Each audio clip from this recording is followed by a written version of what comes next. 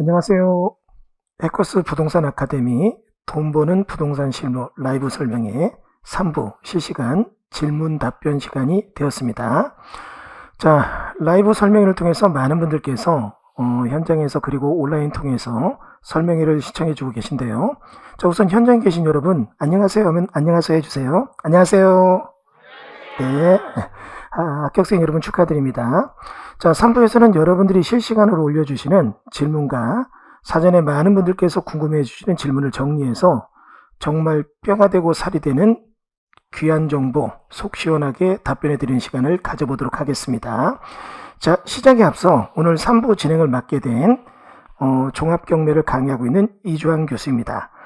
해커스에서 현재 지금 경매 그리고 토지 중개 관련해서 실무 강의를 진행하고 있습니다. 자, 그리고 다음으로 제 옆에 여러분 너무나 반가운 얼굴이시죠? 창업실무 전문가 양기백 교수님의 자기소개를 들어보겠습니다. 교수님 자기소개 부탁드립니다. 네, 안녕하세요. 양기백입니다. 네, 공시법 강의했고요. 네, 그래서 해커스 부동산 아카데미에서는 창업 실무 담당 강의를 하고 있습니다. 반갑습니다. 네. 네, 감사합니다. 네. 자, 그러면 이제 1대1 상담 신청 원하시는 분들은 채팅창에서 주소 확인해서 신청해 주시면 학습 상담과 함께 특별한 일을 안내해 드리고 많은 신청하시길 바랍니다. 상담 예약을 해주신 분들에 한해서 여러 가지 선물 제공해 드리니 놓치지 마시기 바랍니다. 자, 질문 첫 번째 질문입니다.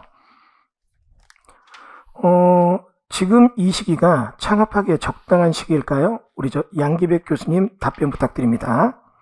창업은 언제든지 빠를수록 좋다고 생각을 합니다. 네, 빠를수록 좋고요. 물론 지금 현장이 경기가 조금 침체기에 있죠. 네, 그래서 그렇긴 한데 제가 처음에 중개를 시작했을 때 가장 큰 아쉬움이 뭐였냐면 조금이라도 빨리 했을 걸. 그래서 그 아쉬움이 제일 컸습니다. 제가 아까 잠깐 말씀드렸지만 14회 때 자격증 따고 23회 때 합격생들하고 같이 창업을 했거든요. 했는데 그러고 나서 한 2년 좀 하고 입주장 가서 했었어요. 근데 2년 정도 하니까 그래도 내가 자신 있으니까 입주장을 갔는데 그래도 그 전 선배들 베테랑이 있겠죠. 그분들을 따라잡을 수가 없었다고. 그러니까 경기가 좋을 때는 막 쉴 새 없이 중개가 이어집니다. 그때 이제 돈을 많이 버실 건데 그렇게 되려면 어느 정도 여러분들 실력이 숙성이 되어 있어야 돼요. 숙성이 있어야 되는데 제가 한 2, 3년만 먼저 창업을 해서 한 5년 정도 경력을 가진 상태에서 그 장을 맞이했었더라면 엄청 더 크게 성공했었을 것 같아요. 그래서 빠르면 빠를수록 좋다. 그래서 시기와 상관없이. 그래서 경기가 좋으면 좋은 대로, 나쁘면 나쁜 대로. 어쨌든 부동산은 사이클이잖아요. 그래서 한 번은 여러분들이 그런 것을 맞이하실 테니까 시작이 있어야 결과가 있습니다, 여러분들. 하여튼 시작을 하셔야 돼요. 실행을 하셔야 됩니다. 머릿속만 있다가 2년 있다가 보통 제가 지금 너무 긴가요? 아니요, 괜찮습니다. 네. 여러분들이 컷 해주세요. 제가 보기에는 이 경기가 지난번에 보합이라고 말씀드렸는데 내년에 이제 부동산 경기가 상승으로 올라가기는 힘들 것 같고 금리가 또 그렇다 보니까 그렇다고 마냥 하락할 수는 없잖아요. 그래서 한 40% 정도 빠지면은 바닥이라고 보시면 됩니다. 고점 대비. 그래서 지금 보통 지금 현재 40% 정도 빠진 지역도 있고 한 25%, 30% 빠진 지역도 있다 그러면 한 30% 정도 빠졌다 그러면 한 10% 여지는 좀 있죠. 그 정도 되면 보합이에요. 그 정도에서 계속 이제 있다가 나중에 또 사이클상 올라갈 때가 있을 텐데 그때 가서 여러분들이 어느 정도 베테랑이 되어 있을 때 그 상승기를 맞이하시는 게 좋습니다. 네. 어려울 때 경험을 쌓고 좋은 장에서 돈을 벌어라. 압축하면 그 답변 같습니다. 저희가 지금 Q&A 위해서 부동산 시장 관심 많은 분들께 미리 사전 질문 받아서 그 질문을 모아 답변하고 있습니다. 그러나 지금 여기 현장에 계신 분이나 아니면 온라인 보시는 분들 얼마든지 질문하시면 저희 양기백 교수님이나 저나 준비된 답변을 잘 하도록 하겠습니다. 자, 두 번째 질문, 경매 시작은 어떻게 하면 될까요? 뭐 제가 답변하겠습니다. 경매 시작에 대해서는 여러분 이제 질문을 좀 구체화시켜 볼게요. 무엇을 배우느냐, 그리고 어디서 시작하느냐 굉장히 중요합니다. 많은 분들이 경매 교육, 아까도 잠깐 얘기했지만 민법적 개념으로 경매 교육을 스타트와 끝 엔딩을 합니다. 굉장히 위험한 발상이에요. 경매는 민사집행법이나 물권법, 채권법, 주택임대차, 상가임대차 보호법을 배우는 것도 중요하지만 모든 교육이 다 공통적이에요. 그러나 실질적으로 제가 이 경매에 대한 투자회사를 운영하면서 보니까 부동산 관련 규제법이 복합적으로 나와요. 그리고 관련 규제법이 복합적으로 나오는데 이런 거에 대한 경험이 없는 상태에서 이론만 갖고 교육한다. 어렵죠. 자, 다시 볼까요? 우리가 배웠던 공법에 예를 들어 주택법, 그게 뭐 경매랑 무슨 상관이야? 낙찰받고 나서 보니까 주택법에 사업계획 승인 부지예요. 그럼 이걸 어떻게 해요? 나 건물 지으니까 주택법 사업계획 승인 때문에 아무것도 못한대요. 어떻게 풀어야 되는가? 이게 실무더라고요. 그러니까 결국 부동산 제반, 포괄적인 얘기를 모두 종합해서 경매 교육이 압축돼야 됩니다. 그런 쪽 교육을 전반적으로 다 할 수 있는 그런 교육성을 갖춘 곳에서 배워야 될 것 같고, 두 번째는 여러분 이제 경매 교육 한다고 해서 이 교육에 대해서 요즘 최근의 문제가 그런 겁니다. 한 두세 건 낙찰받고 SNS, 유튜브 이런 거로 포장을 해요. 그리고 그냥 투자자들 유치하는 그런 경매 교육이 너무나 많아요. 굉장히 위험한 발상입니다. 그런 데서 여러분 경매를 배우면 내용의 기본에 충실하지 못한 상태로 그냥 몇 가지 투자 성공 사례만 갖고 쫓아가다 보면 굉장히 잘못된 의사결정을 할 때가 많아요. 그런 얘기를 충분하게 준비되어 있고 충분한 전달력으로 교육할 시스템을 갖춰 있는 해커스, 여기서 공부 시작하세요. 그 보장합니다. 너무 광고가 심했나요? 자, 다음 질문 받겠습니다. 라이브 질문 들어왔네요. 해공님, 똑똑한 소공 창업 노하우가 궁금합니다. 그리고 허니님, 소공 취업 시 부동산 고르는 방법이 있을까요? 자, 이거 우리 양기백 교수님의 답변 부탁드립니다. 소공 취업 시 부동산 고르는 방법이요? 가서 보면 알죠. 여러분들 부동산 면접 가실 거 아닙니까? 가서 보면 알아요. 이거는 뭐 가서 몇 마디 나눠보면 이 사무실의 분위기, 사무실 인테리어에서 나오는 것도 있고요. 그 대표님의 말투, 그 대표님의 비전 보면 압니다. 물론 그 면접 시간에 여러분들이 판단을 못 하셔서 근데 잘못된 결정을 하셨어요. 나오시면 되죠. 문제는 뭐냐면 부딪히시라는 거예요. 자꾸 저기 겉으로 보고서 자꾸 이게 미루지 마시고 부딪혀서 본인이 경험하고 그다음에 아니다 싶으면 나오시면 돼요. 그래서 취업할 때 가장 큰 장점이 그거죠. 그 부동산이 마음에 안 들면 나오면 된다는 거죠. 네. 아무래도 개업한 경우는 쉽게 발을 빼기가 힘든데 네. 아마 소공의 경우는 네. 여기 약간 사기성이 있다든가 배울 게 없다든가 하면은 뭐 한두 달 있다 나올 수 있는 거죠. 참고로 제가 좀 하나 말씀드린다면 소속 공인 중에서 여러분이 이제 들어가게 될 때 지금 말씀드린 대로 일단 부딪혀보는 것도 중요합니다. 그런데 이런 거 있죠. 여러분 저희 같은데 이제 상권부서 갈 때 미리 한 5시간 이상 고생을 좀 해요. 무슨 얘기냐면 그 앞에 서서 들고 나는 거 보거든요. 여러분이 지금 들어가려는 그런 사무소가 있다면 면접 보고 나서 안 가고 그러면 안 되고 거기 가서 2, 3일 좀 있어 보세요. 전화 올 때까지. 그러면 거기에 찾아오는 손님들이 있는가 없는가, 상담하는가 계약하는가 이런 거 있죠. 그리고 거기 있는 소장님이 얼마나 액션을 취해서 움직이는가, 하루 종일 앉아서 그냥 컴퓨터 화면으로 고스톱만 치고 있는가 이런 거 보는 것도 중요하죠. 예. 뭐 조금 도움이 됐으면 좋겠습니다. 자, 그리고 이제 현장에서 지금 오신 분도 많이 계신데요. 뭐 질문 있으면 손 드시면 저희가 또 답변 드리겠습니다. 한번 현장 오신 분들 질문 한번 받고 가겠습니다.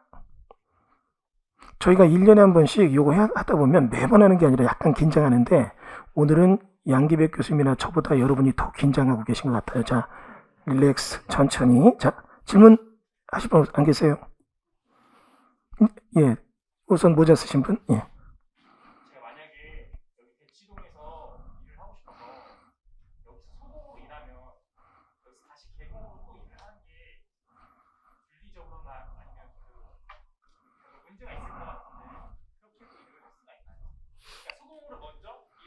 네네. 네. 자, 좋은 질문입니다. 어떤 신입 측에 대한 문제인데, 내가 어떤 특정 지역에 가서 소속 공인중개사로 일을 하다가, 이 자리 괜찮네?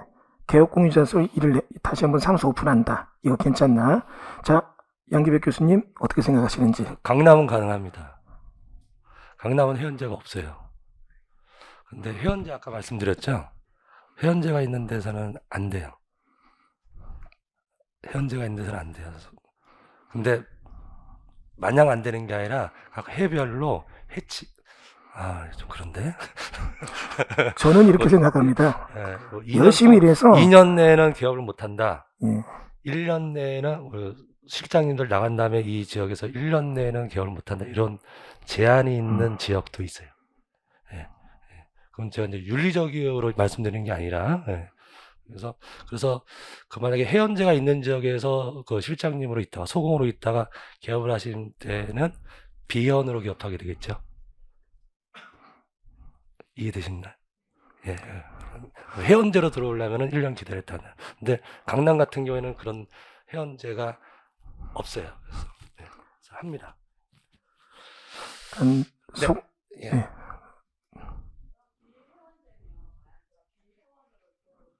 네. 자, 아니, 질문을 다시 한번 정리해 주시고 답변해 주시면 됩니다, 교수님. 예, 예. 제가 비회원으로 개업을 했을 때 회원업소하고 공동중개를 못 하느냐? 예. 아름아름 합니다. 지금 듣고 싶은 얘기는 할 수 있다는 얘기를 듣고 싶으시죠? 예, 잘 안 해주겠죠? 예, 근데 공식적으로는 안 되지만 동기야.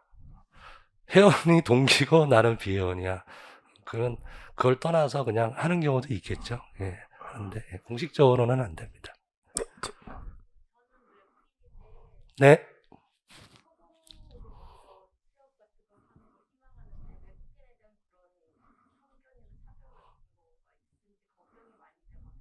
네. 예.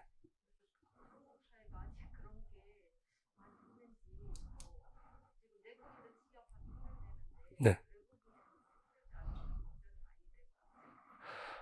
지금 질문하시는 분은 외국인이신데 외국인이면은 그 취업하는 데 있어서 뭔가 제한이 있을 수 있지 않느냐? 장점인데요, 그거는. 네. 그리고 그 외국인만의 또 특수 거래되는 동네가 지역이 있죠. 이제 뭐 어느 나라 분이신지 모르겠는데 일본이요? 예. 예. 그럼 일본인들이 많이 거주하는 지역이 또 있죠. 있죠. 모르세요? 저 아시는 분은 안산에서 중개업을 하는데요. 이분은 소속 공인중개사들 외국인들 뽑아요. 그래가지고 외국어가 되니까 동남아. 그래서 건물주인들이 외국어가 되니까 그쪽에 물건 다 집중되던데요. 오히려 장점 충분히 살 수 있을 것 같습니다. 예. 엄청난 장점이신데. 예. 자, 이쪽. 네.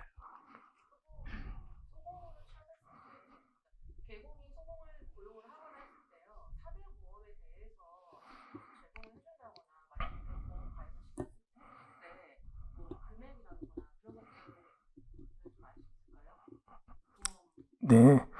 자, 이제 소속 공인중개사 고용할 때 이제 이 노동법에 따른 얘기죠. 4대 보험 가입 여부나 월급제인가. 근데 아직까지 현실적으로 이게 조금 비율제가 좀 많이 있는데 우리 양기백 교수님 어떤 얘기?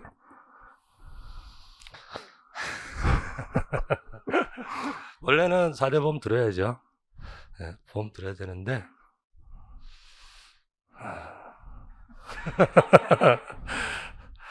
뭐 본인이 싫다고 하시는 분도 있고요. 본인 보험 그 금액을 그냥 돈으로 주라. 왜냐하면 4대 보험 들으면 반반 부담이죠. 고용자가 또 그러니까 사무실에서 반 부담하고 여러분들이 반을 부담해야 되는 건데 그 반 부담하는 거 그 반을 그냥 나한테 월급으로 더 쳐주라 뭐 이런 식으로 하는 분도 있고요. 어떤 얘기를 듣고 싶으세요? 4대 보험 해주는 게 좋습니다. 예. 예. 예. 형성은 안 돼 있습니다.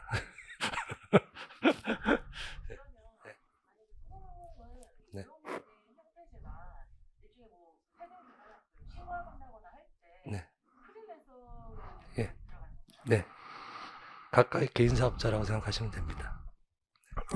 자, 라이브 질문 들어왔습니다. 예, 찐이야님, 양기백 교수님 아무런 경험도 없는데도 소속 공인중개사 거치지 않고 개공으로 시작해도 될까요? 예, 아주 좋은 질문입니다. 경험 없이 시작해도 될까요? 자, 답변. 양기백 저도 교수님. 소공 거치지 않고 개공으로 했습니다. 하셔도 됩니다. 네. 제가 아까 말씀드렸지만 소공을 하는 이유는 개공하기 위한 과정으로 생각하시는 분들이 많잖아요. 그럼 그 소공의 경험을 뭐 교육훈련을 통해서 간접적으로 경험하셔도 되고, 예. 다만 이제 시간이 오래 걸릴 것 같으니까 이제 교육을 통해서 시간을 단축시키는 거죠. 예. 그런 걸 통해서 하시면 되니까 두려워하지 마십시오. 예. 두려워하지 마시고 가능합니다. 네. 저 다음 라이브 질문 또 들어왔는데요. 윤정 씨, 계속해서 공부만 한다고 주변에서 말을 들었어요. 저는 실무 강의까지 듣고 실전으로 나가고 싶거든요. 3월부터 공부해서 지금 인강으로 실무 강의 듣고 있습니다. 다들 취업을 하는 것 같아서 저도 해야 하는 건지 아니면 실무 공부 나가고 마무리할지 궁금합니다. 자, 우선 양기백 제가 먼저 네, 하십시오.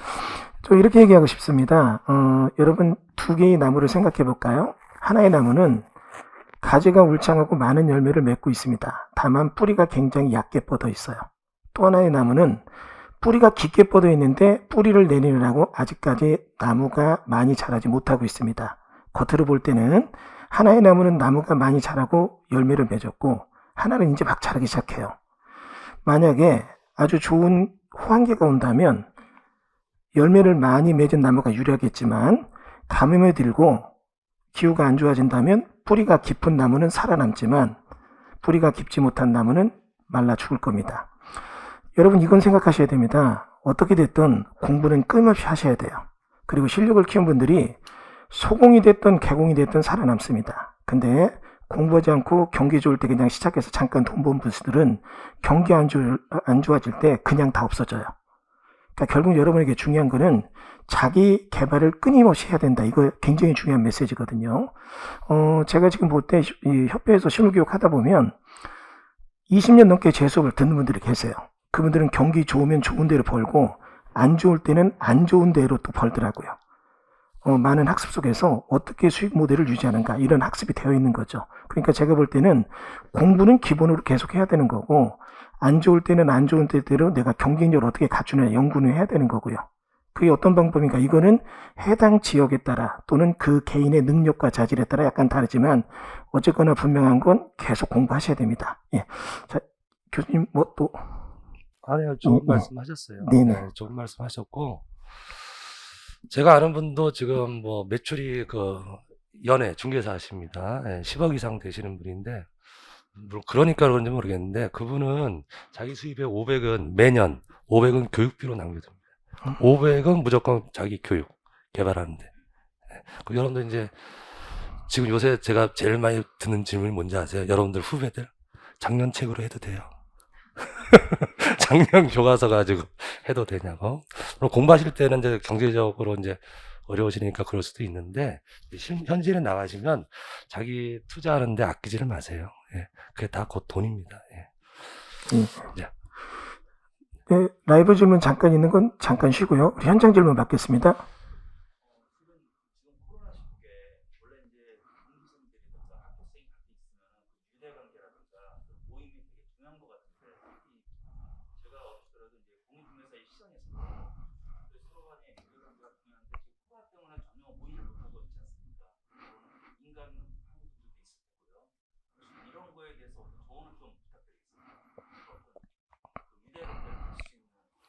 네.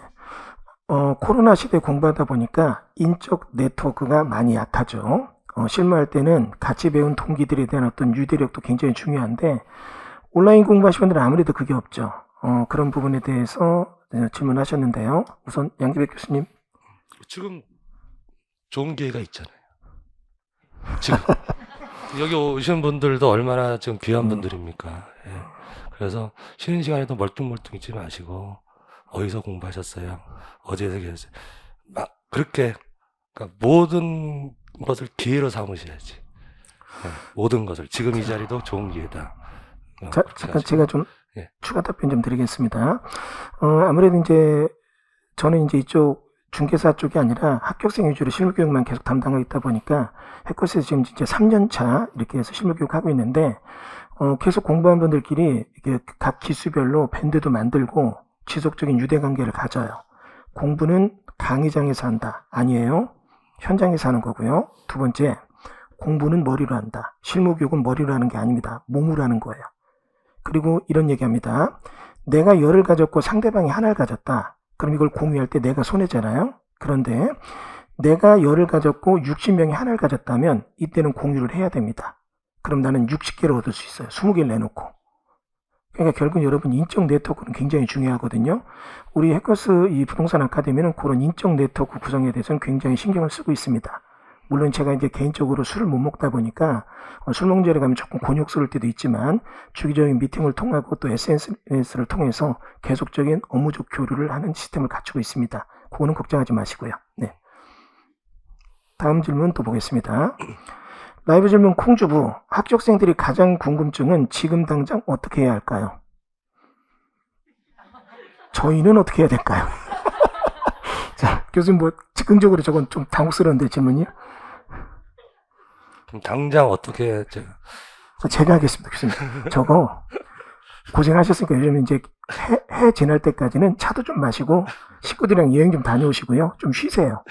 지난 1, 2년 동안 가족과 등한시했는데 가족과 함께 좋은 시간 가지면서 재충전하면서 여러분 실무교육 들으시면서 당도 좀 충전하시고 못 주무시는 거 이거 아마 여러분들 벌써 1년 동안 앉아서 주무셨으니까 집에 가서 누워서 못 자실 거예요. 앉아서 주무실 텐데 누워서 주무시는 습관 다시 복원하시고 그런 시간 가지시면 될 것 같습니다.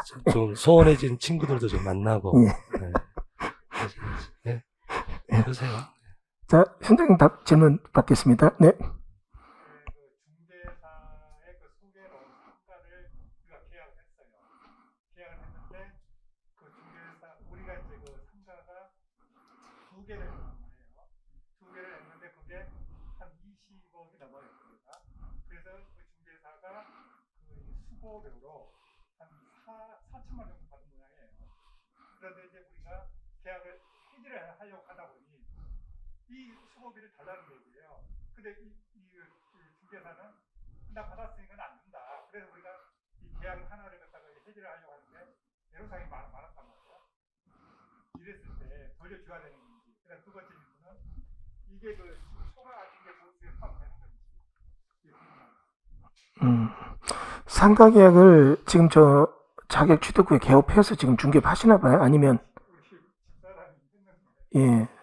사모님께서 지금 중개업을 하시는데 안 하고 사모님께서 안 하시고 근데 중개를 하는 걸 어시스트 해줬는데 중개사의 소개로 예 시행사하고 우리가 그 상가 계약을 했어요. 분양 계약을 하신 건가요? 아니면 분양 계약을 하신 거구나. 중개가 아니에요. 그건 지금 질문은 조금 초점이 잘못됐는데 중개가 아니라 분양 계약을 하셨고 그쪽 중개업 하시는 분은 분양 대행 수수료에 대한 걸 조금 이쪽에 리미트로 주기로 했던 거잖아요. 그런데 이제 그 계약을 깼다는 얘기잖아요. 깼으면 네.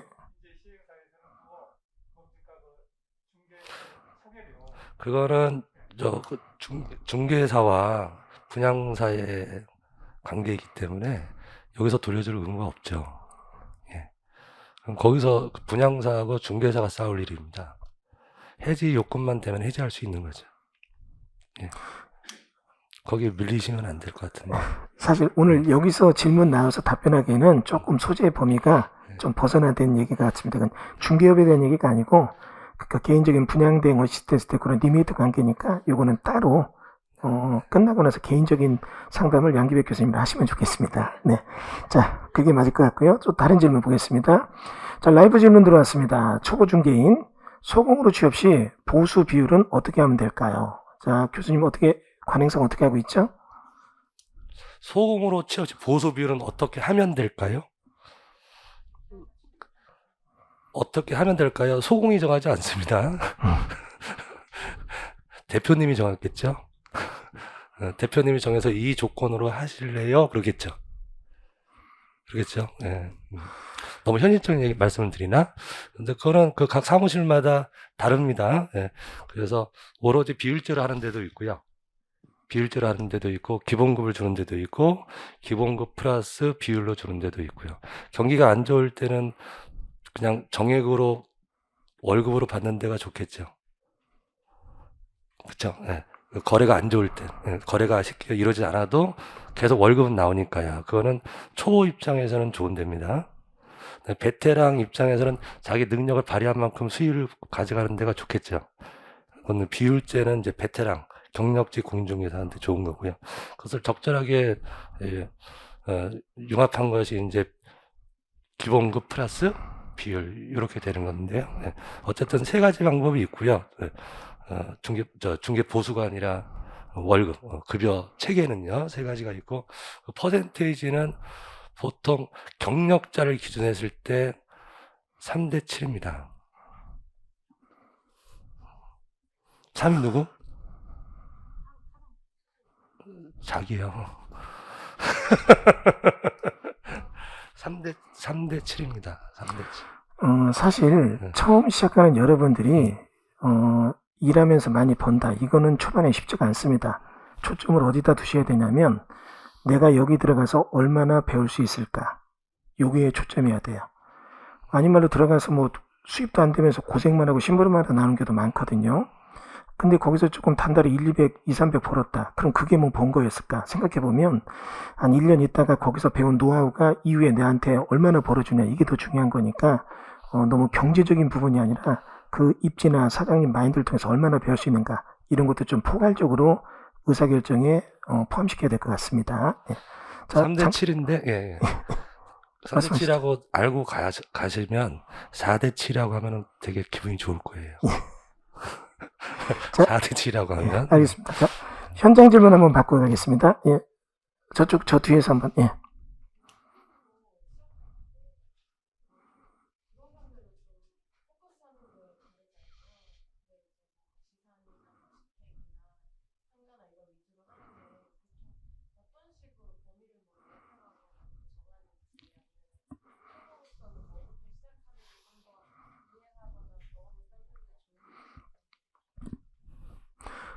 교수님, 제가 저는 귀가 안 좋아서 잘 못 들었습니다.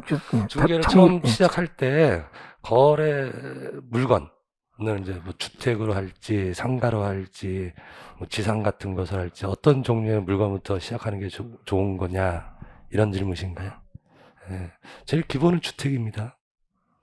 주택이고요. 예, 주택부터 시작하셔서 하다 보면 상가도 하시고 공장도 하시고 근데 하다 보면 이제 특히 이제 뭐 남자분들은 주택이 나는 안 맞다 하시면 이제 토지 쪽으로 굵직굵직한 거 하루 한 번 해서 10년 먹고 살 거 이런 거 하시면 네, 맞습니다. 기본은 주택인데요. 제가 조금 더 부연 예. 설명하겠습니다. 사장님과 직원 사이에도 보완제와 대체적 관계가 있거든요. 보완제는 뭐냐면 사장님이 그 지역에서 주택을 많이 하는데 손님이 많아요. 그러면 직원이 잠깐 일이 이렇게 콩고물 떨어지는 식으로 또 일이 들어오긴 하는데 만약에 이제 일이 적을 때는 이 보완제 개념에 직원은 굉장히 스트레스 받게 됩니다. 근데 또 대체제라는 게 있어요. 이런 경우죠. 여자 사장님이 있는데 아파트는 잘해요. 근데 가끔 상가 손님이 들어와요. 여자 사장님이 상가를 또 손들기 힘들어요. 그럼 네가 상가를 해봐라 이런 경우가 있거든요. 그러면 그럴 때 여러분이 기회가 오는 거죠. 여기서는 여러분이 상가를 어때요? 완톱으로 할 수 있는 경우잖아요. 그럼 이럴 때 내가 상가에 대한 지식이 없다. 그러면 기회가 와도 못 줍는 거죠. 그러니까 결국은 여러분이 수익을 낼 수 있는 모델에서 사장님과 나의 관계, 이 회사 시스템과 나의 관계에서 내가 보완제와 대체적 관계를 이루고 그런 걸 내가 역량을 소화해낼 수 있는가 이런 부분에 대해서 여러분이 조금 더 초점을 맞추는 준비가 되셔야 될 것 같습니다. 답변 되셨죠? 예. 자, 다음은 현장 질문 또 한번 받고 갈까요? 네. 잠깐 여기 질문 들어온 게 있었어요. 라이브 질문이 좀 들어왔네요. 아주 재밌는 질문이 들어왔습니다. 두구님이 질문하셨습니다. 앞으로 지방은 살아남기 힘들까요? 서울 수도권에서 시작해야 할까요? 이건 제가 좀 답변해도 될까요? 예. 여러분 이제 주택시장은 지방에서 살아남기 힘듭니다. 그리고 또 하나 얘기합니다. 수도권에서도 주거용 중개시장은 여러분 조금 힘들어질 것 같아요. 왜냐하면 4차 산업혁명, 여러분 코로나 바이러스가 4차 산업혁명을 10년을 앞당겼어요. 그러다 보니까 옛날에 어떤 40, 50대 어떤 경제적 구매력을 가진 의사결정의 주체들이 온라인보다는 오프라인의 활동이 강했거든요. 근데 지금은 온라인 활동이 그들도 강해졌고, 이런 걸 대체하기 위한 여러 가지 주거용 중개 플랫폼들이 완성돼 가고 있어요. 그러니까 그들을 뛰어넘는 중개 시장, 우리가 구비할 수 있는가 생각해 봐야 되고, 그러나 다행인 건 아직까지도 이 지역적인 개념이 아니라 어떤 중개 상품에 대한 개념에서 아까 얘기한 것처럼 주거 중개가 아닌 비주거형, 상가나 공장, 토지 등에 대한 거는 플랫폼 구성이 용이치가 않습니다. 오히려 여러분이 주거용 중개를 뛰어넘는 확장된 중개 영역을 갖는다면 지역에 상관없이 살아남을 수 있을 거라고 생각이 됩니다. 예. 뭐 간단한 답변 드렸고요. 혹시 교수님 또? 아니, 예. 자, 그래서 질문, 지방과 어떤 수도권의 얘기가 아니라 중개 대상물의 성격에 대한 얘기로 조금 얘기를 답변 드렸습니다. 자, 현장 질문 한번 바꿔가겠습니다. 예. 취업 시.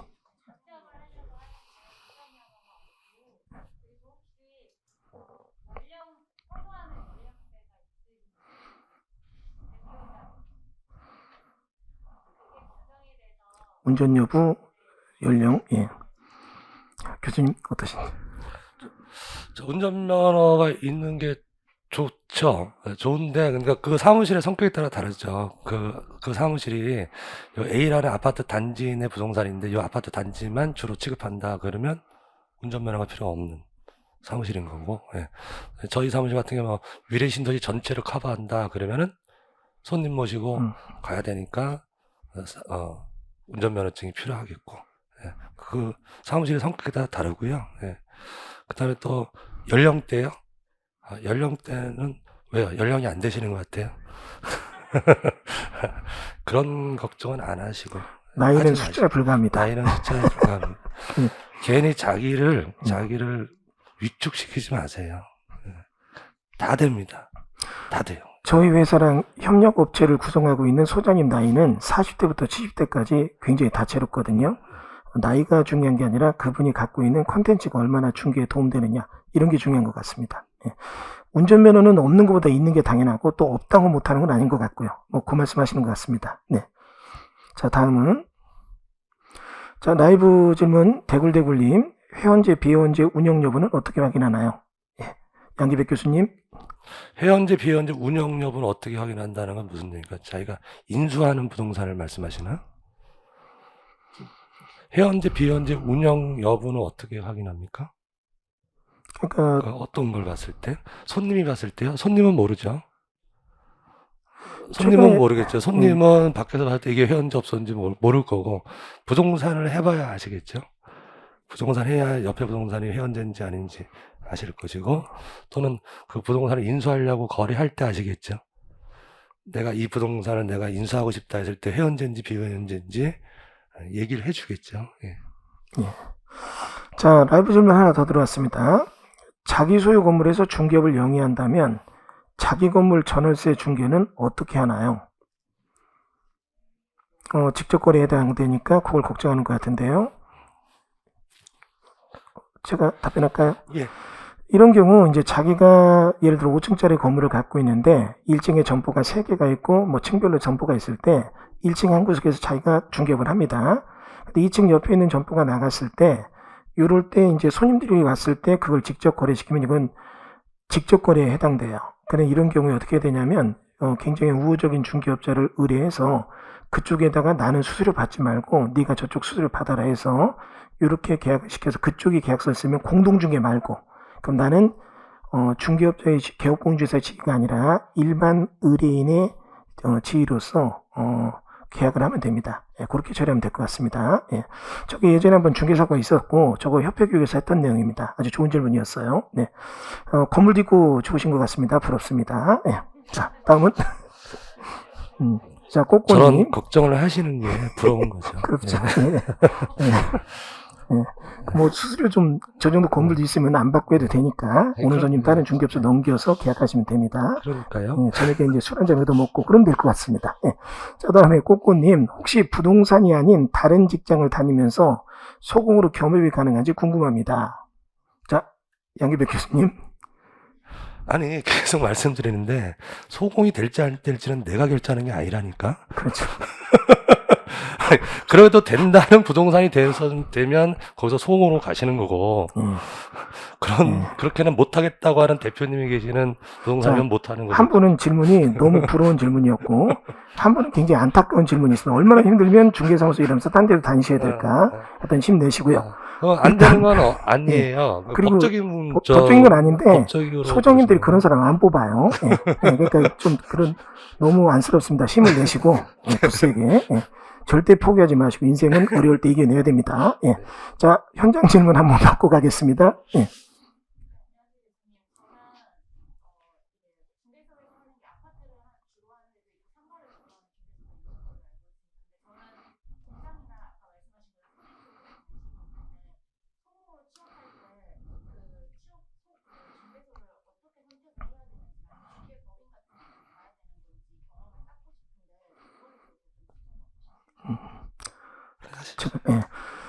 이제 저희 쪽도 이제 중개법인 운영하고 있지만 저희는 일반 손님을 받는 건 아니고요. 저희가 이제 부동산 투자회사를 운영하다 보니까 직접적으로 좀 이렇게 물건이 크게 들어갈 때 잘못하면 변호사법 위반이나 중개사법 위반이 되기 때문에 법인을 운영하고 있는데 사실 뭐 이제 우리에게 의뢰되는 게 주택이나 이런 건 아니고요.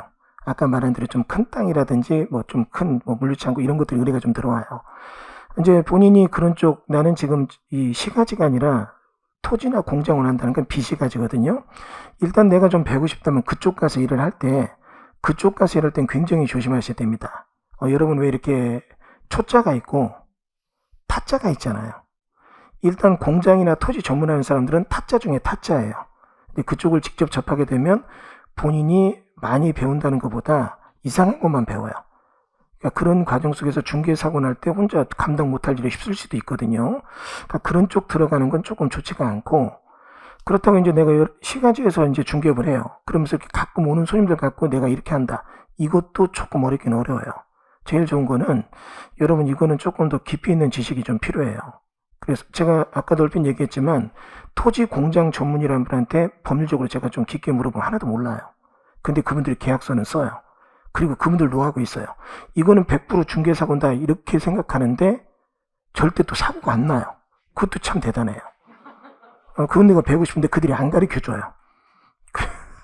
자, 그러면 본인이 거기 가서 배울 수 있다. 그 얘기도 안 된다는 얘기거든요. 그러니까 이거는 기본적인 공부를 조금 더 먼저 하셨으면 좋겠어요.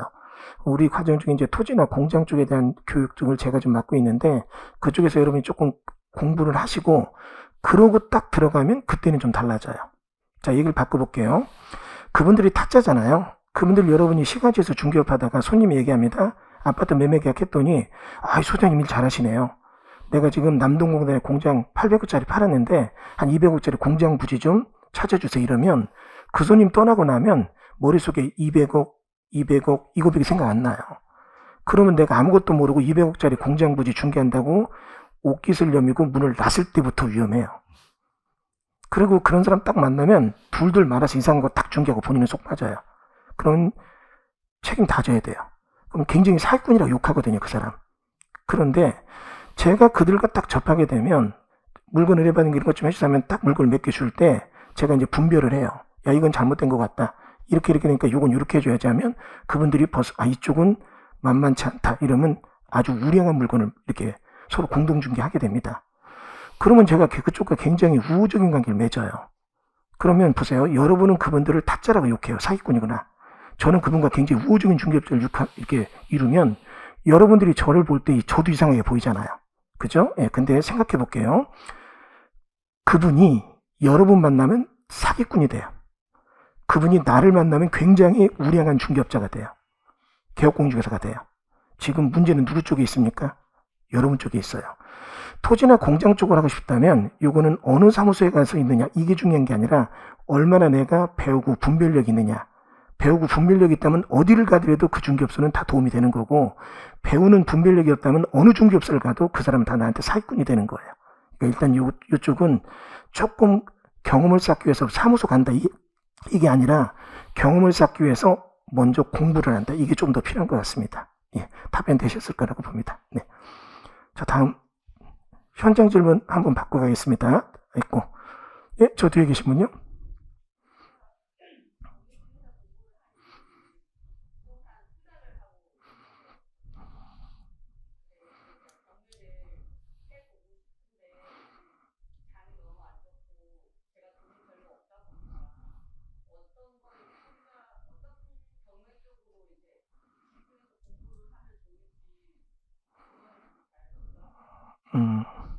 본인은 현찰도 많이 없고 또 내년에 뭐 이제 여러 가지로 복잡한 시장인데 경매를 하게 될 때 어떻게 하면 좋을까 이 생각 하시잖아요. 일단 여러분 경기가 안 좋을 때는 경매 시장은 오히려 더 좋아요. 다시 말해서 부동산이 호황기를 누릴 때는 경매 시장은 잘 나오지도 않아요. 경매 나올 것 같으면 다 매매로 다 넘어가고, 근데 이 호황기가 아닌 불황기가 오면 많은 물건이 경매로 쏟아지거든요. 배우고 직접적으로 접할 수 있는 기회는 넓어집니다. 두 번째는 직접적인 투자를 한다는 생각했는데 경매는 여러분 돈 가지고 하는 게 아니라 내가 배운 지식과 발품으로 하는 거예요. 그러니까 그거는 너무 걱정하지 마세요. 많은 분들이 나 지금 1,000만 원밖에 없어, 2,000만 원밖에 없어, 그래 경매 못 하겠다. 지나고 나서 보면, 배우고 나서 보면 야 내가 그 돈 갖고도 할 게 많았는데 왜 못했지, 이런 후회가 들어요.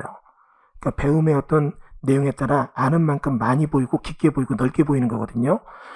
그거는 조금 아직 배우지 않았으니까 내가 어떤 의사결정의 폭 기준을 낮게 잡고 있는 거고요. 일단 경매교육 배우면서 기본적인 거 이후로 이제 어떤 실전 강의 들어가다 보면 1, 2천원만 갖고, 그 1, 2천만 원 갖고도 수익 내는 모델은 많이 있습니다. 그리고, 지금은 금융 규제 때문에 이런 걸 낮추고 있지만, 이렇게 된 이후에 한 2, 3년 뒤에는 금융 쪽에 대한 게 좀 많이 자유로워질 거예요. 그러니까 그때는 얼마든지 그 금융을 또 이용할 수도 있으니까요. 일단은 걱정하지 마시고 배워두시면 훨씬 더 넓은 폭이 보일 겁니다. 예. 자, 다음 또 질문 받아볼까요? 자, 현장 질문 다시 한번 볼까요? 예. 예.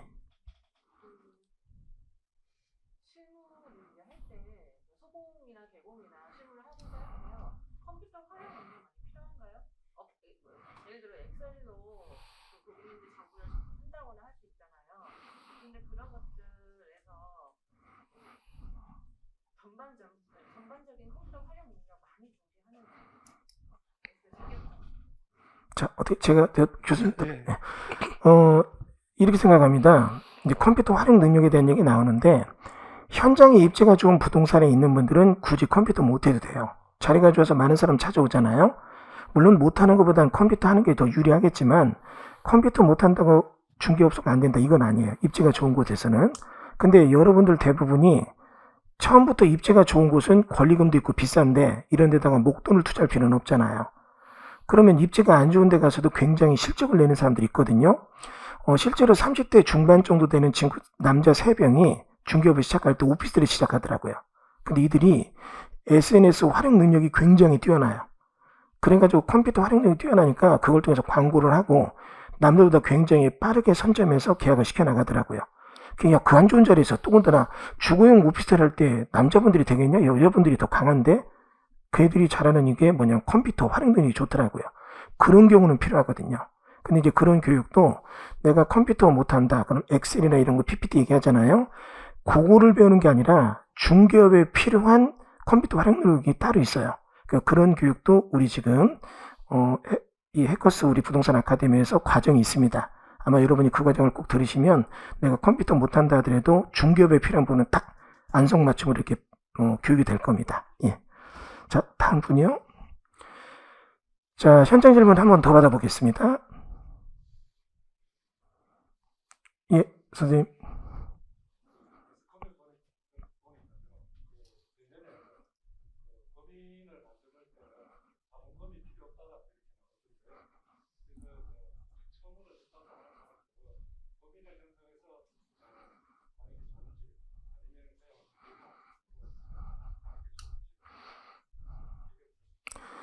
예, 법인인 중개업자, 그 다음에 개공인, 개인인 개업공인 중에서 어느 게 좋은지, 자, 질문 들었는데, 우리 양 교수님.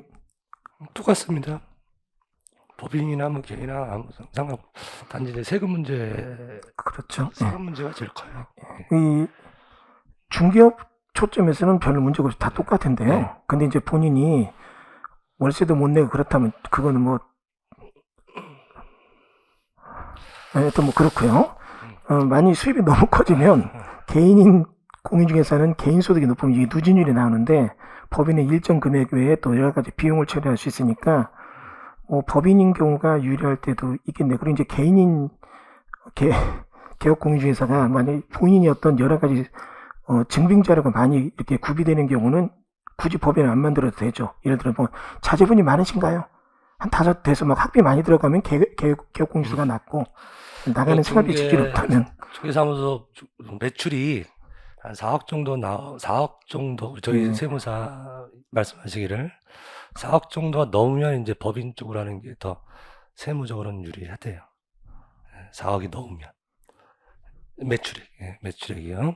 수입이 자기 수입이 그래서 그 정도 하시면 되고요. 그다음에 법인 할 때 장점은 딱 하나 그거하고 세무적인 거 말고 중개업과 관련해서는 조금 우리 토지나 이런 특수 물건을 할 때 아무래도 법인으로 되어 있는 게 더 신뢰감을 더 주는 경향은 있죠. 맞나요? 수입이 그렇지 많을 않아요? 때는 네. 그러니까 지출 증빙 자료 위에 수입이 많을 때는 법인이 훨씬 유리하죠. 그다음에 저 토지나 이런 공장 큰 물건들을 하실 때는 그렇죠. 아무래도 당연히 중개 법인이 유리하죠. 법인으로 예. 자기가 되어 있는 것이 좀 유리하기는 합니다. 예. 외관상. 예. 자, 이제 어느 정도 질문들이 나온 것 같은데요. 또, 자, 어떻게 계속 할까요? 이제 마지막 질문 받는 걸로 할까요? 마지막으로 예. 마지막 질문 받는 걸로 해보겠습니다. 예. 질문. 처음에 창업을 할 때, 그 법무사나 뭐 세무사 이런 곳이랑 이제 컨택을 하는 건 어떻게? 질문이 창업을 하시는데 세무사나 뭐 법무사하고 컨택을 공인중개사 차리면 네. 세무사 그 안에서 그 부분들이랑 이제 계약을 맺을 때 그런 부분들은 네. 도움을 받고 하잖아요. 네. 그런 것들을 어떻게 시작을 하는 건지. 친구는 어떻게 만나세요? 친구가 어떻게 생겨요? 하시면 뭐 이제 법무사, 세무사들이 영업을 합니다. 돌아다니면서 명함 돌려요. 알아서 여러분들이 걱정하시는 것들이 알아서 해결됩니다. 그런 것들이 많고요. 지도를 어떻게 어디서 구해요? 지도 업체에서 다 옵니다. 어디 부동산 개업했다 그러면 지도 업체들이 알아서 다 와요. 이삿짐 업체에서 다 와요. 세무사가 다 와요. 법무사가 저희 사무실 좀 써주십시오라고 옵니다. 안 오면 옆에 중개사무소 친한 사장님이 계시면 어디가 잘해요라고 물어보면 또 알려줍니다. 옆에 중개사무소에서. 네. 자, 라이브 질문 들어왔는데요. 뭐 질문 한 3개 정도 더 받아달라고 이렇게 멘트가 왔네요. 자, 라이브 질문, 이제 뭐하지님. 합격하고 뭐 할지 몰라서 지역주택조합 업무대행사에 들어갔습니다.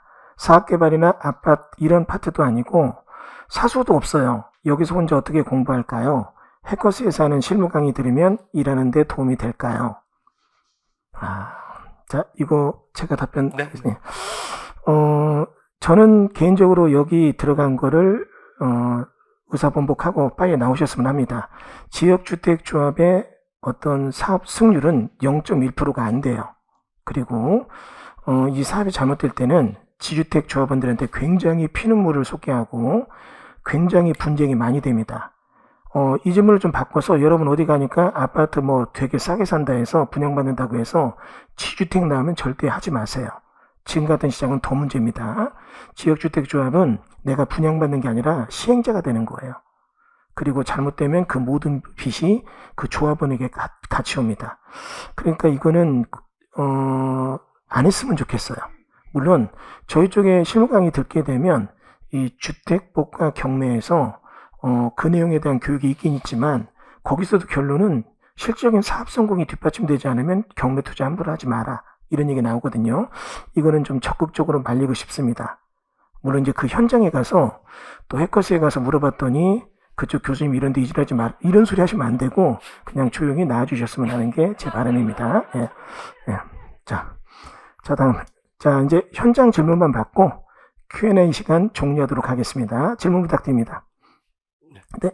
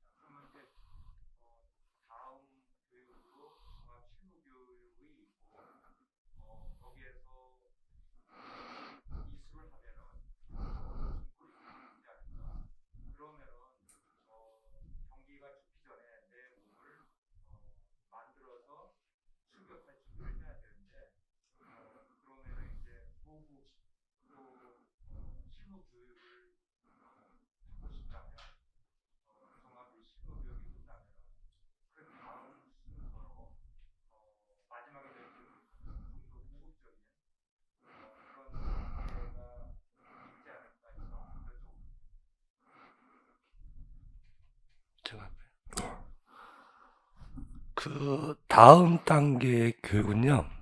기본적인 먼저 질문 정리해 주시면. 네. 예. 그러니까 지금 이제 중개사 합격하신 공부를 했고, 예. 그다음에 자격증을 땄으니까 이제 우리 저희 실무 강의를 통해서 교육을 받으면 어느 정도 중급 정도의 실력이 되고, 그다음에 그 다음 단계의 교육은 어떻게 받아야 되는가? 이런 질문 맞나요? 네. 그 교육은 계속 같은 교육이라도 계속 또 제도가 바뀌고 하는 거니까. 예. 그래서 계속 교육은 받으시는 게 좋고요. 그다음에 그 단계를 넘는 그 기술은 다 도제식입니다. 그걸 넘는 그 노하우는 개인과 개인 간에서 전수가 되는 거죠. 그 이상의 단계는요. 예. 그렇게 보셔야 되겠죠. 공부는 계속 하셔야 됩니다. 끝이 없습니다. 예. 자, 이제 슬슬 마무리할 시간이 다가온 것 같네요. 좀 아쉽죠? 예. 오늘 양기백 교수님과 여러분과 유익한 시간 가졌는데요. 여러분들에게 큰 도움이 되셨으면 합니다. 저 양기백 교수님도 시청자 여러분에게 한 말씀 부탁드리겠습니다. 네, 이제 다시 한번 합격을 축하드리고요. 네, 잘 준비하셔서 성공하는 공인중개사가 되시기를 진심으로 기원하겠습니다. 자, 감사합니다. 네. 네. 자, 수고하셨습니다.